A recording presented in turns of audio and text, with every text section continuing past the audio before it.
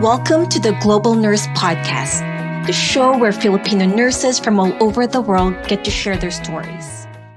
What have been the story? What have been something that you've learned from other nurses that you guys may have already interviewed or involved in the documentary that really just touched you in a way, stayed with you, and could you tell us a little bit of that that person that you guys may have talked to? Yeah, I would say I think the most it's how do I say this? I'm really proud. I'm just really, really proud to be a Filipino nurse. I'm going to get emotional here. Feel you, yes, yeah. So we work very closely with the Filipino Nurses Association of America, the PNAA, and learning about their history and how they all came together and hearing the resiliency, because everybody's story is a little bit different.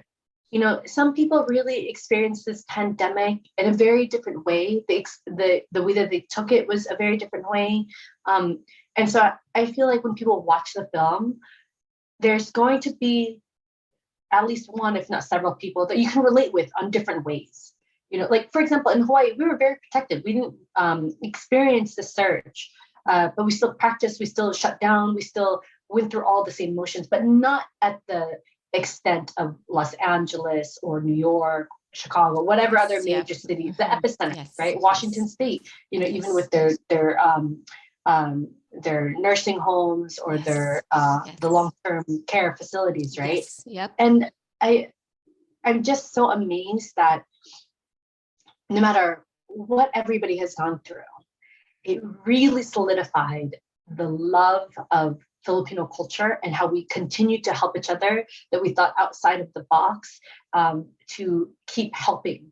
And it's not like it was a surprise to me. I felt so honored to be Filipino.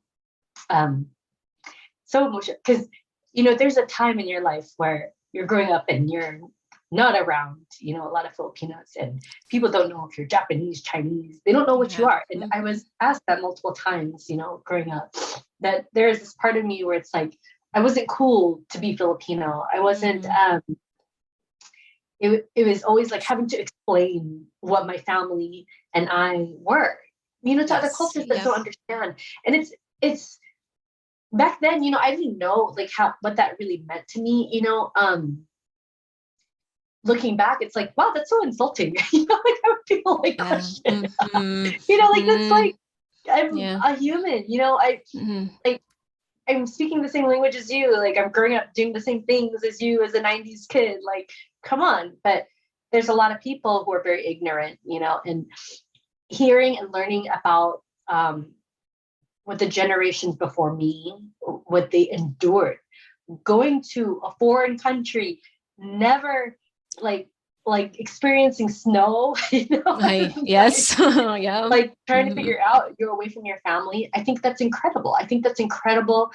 The journey and the path that the people before us forged, and to still be in it, to still be practicing, to still be happy and share that.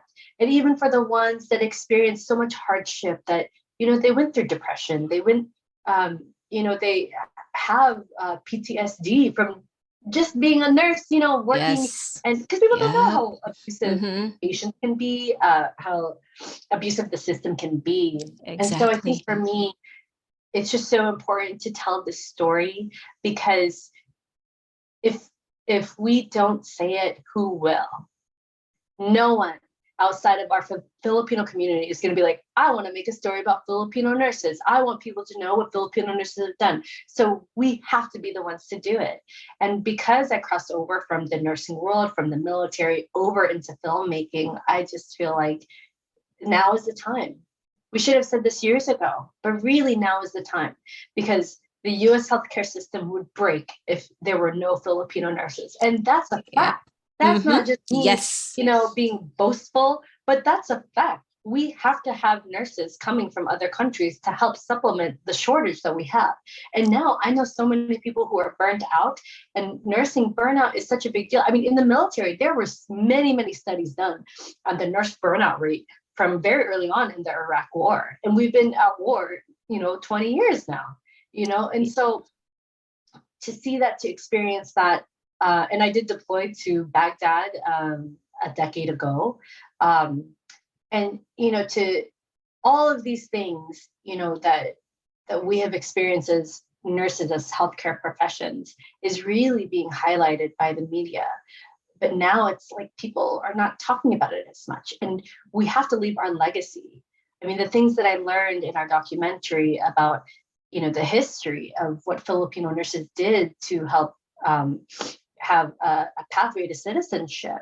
There was a Nurse Relief Act of 1989 that was passed, and they literally say, also known as the Philippine Nurses Law.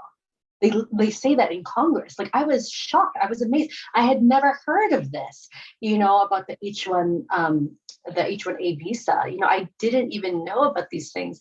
And I feel like it's important, like, we have Filipino nurses in academia. We have nurses in administration, in nursing businesses and different entities. All these things. We're not just frontliners. We're everywhere, and we have the power to impact in such a positive way. And that's been my goal ever since. Because as an officer, you have to write, your leadership. What did we call it?